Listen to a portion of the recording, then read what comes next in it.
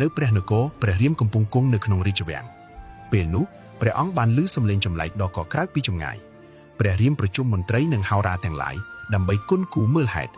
ហោរាទូលថានៅក្នុងព្រៃមានអ្នកមានបុណ្យកំពុងរស់នៅដើម្បីសាក់លបងព្រះរាមគួរប្រើសេនាឲ្យចងរាជសារព្រះបញ្ជាជាប់នឹងកសេះមួយហើយប្រើហនុមានតាមពីក្រោយបើអ្នកណាហ៊ានចាប់សេះនោះជិះនោះមានន័យថាអ្នកនោះហ៊ានប្រមាថព្រះចេស្តារបស់ព្រះរាមហើយត្រូវឲ្យហនុមានចាប់នាំមកថ្វាយព្រះរាមធ្វើតាមដំបូន្មានហោរាប៉ុន្តែមុនចាត់សេះចេញព្រះអង្គបានបញ្ជាហនុមានឲ្យទៅអញ្ជើញព្រះភិរុតនិងព្រះសុត្រុតពីនគរកៃកេសឲ្យយាងត្រឡប់មកអយុធ្យាជាបន្ទាន់ព្រោះព្រះអង្គនឹងលើកទ័ពទៅបង្ក្រាបសត្រូវមិនស្គាល់មុខព្រះអនុជទាំងពីរបានទទួលព្រះបញ្ជាហើយប្រញាប់លើកពលសេនាមកជួបព្រះរាមពេលកងទ័ពជួបជុំគ្នារួចព្រះរាមបានចាត់ឲ្យសេនាសុមន្តនចាប់សេះមួយចងរាជសារព្រះបញ្ជាជាប់នឹងកវាហើយលែងវាចេញទៅដោយឲ្យហនុមានដើរតាមពីក្រោយ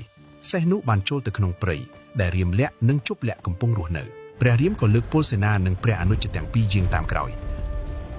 ព្រឹកមួយព្រះអាទិត្យទើបរះពីលើព្រៃរាមលក្ខនិងជប់លក្ខក្រាបលាមាតាដើម្បីចេញទៅលេងព្រៃដូចរាល់ថ្ងៃពួកគេដើរឆ្លងកាត់ស្មៅសើមអាព្រឹកនៅតែព័ទ្ធជុំវិញមែកឈើ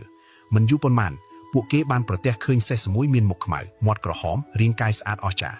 កុមារទាំងពីរពិគ្រោះគ្នាថាសេះនេះប្រកាសជាសេះមានម្ចាស់ចិញ្ចឹមទើបស្អាតដល់ថ្នាក់នេះដោយចិត្តក្មេងក្លាហានពួកគេចាប់បោចវល់ធ្វើជាខ្សែ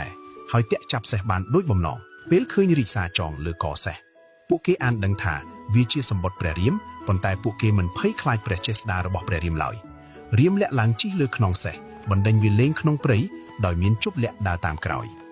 ហនុមានដែលតាមសេះពីចម្ងាយឃើញរាជកុមារទាំងពីរចាប់សេះជិះក៏ភ្ញាក់ផ្អើល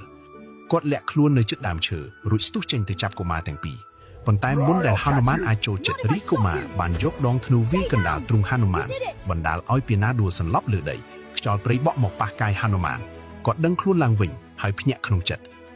គាត់មិននឹកស្មានថាកុមារតូចពីរអង្គក្នុងព្រៃមានបារមីនិងអាវុធខ្លាំងដល់ថ្នាក់អាចធ្វើឲ្យខ្លួនដួលសន្លប់បានហនុមានដែលជាពាណមានប្រាជ្ញាមិនបន្តប្រយុទ្ធដោយកម្លាំងទេ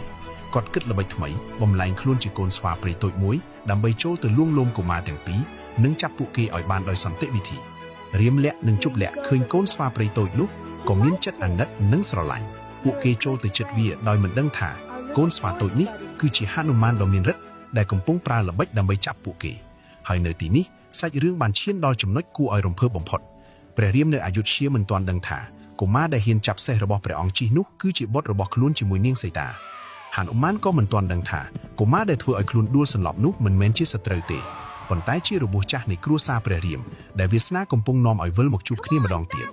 តើល្បិចរបស់ហនុមាននឹងអាចចាប់រាមលក្ខនិងជប់លក្ខបានឬទេតើព្រះរាមនឹងមានប្រតិយ៉ាងណាបើដឹងថាកុមារទាំងពីរនេះជាបុត្ររបស់ខ្លួនហើយនាងសីតាដែលរស់នៅក្នុងព្រៃដោយទុកសោកអស់ជាច្រើនឆ្នាំនឹងមានវាសនាយ៉ាងណាបន្តរឿងរ៉ាវកំពុងតែចាប់ផ្ដើមកាន់តែតានតឹងហើយសាច់រឿងបន្ទាប់នឹងបង្ហាញពីការប្រឈមមុខដ៏ធំរវាងកងទ័ពអយុធ្យានិងរាជកុមារទាំងពីរបើអ្នកទាំងអស់គ្នាចូលចិត្តរឿងរាមកេរ្តិ៍បែបនេះកុំភ្លេចចុច like comment និង subscribe ដើម្បីកុំឲ្យខកខានភាគបន្ទាប់សូមចែករំលែកវីដេអូនេះទៅកាន់មិត្តភ័ក្តិនិងអ្នកស្រឡាញ់រឿងព្រេងខ្មែរទាំងអស់គ្នាជួបគ្នាភាគក្រោយជាមួយសាច់រឿងដែលកាន់តែជក់ចិត្តនិងរំភើបជាងមុនសូមអរគុណនិងសូមជម្រាបលា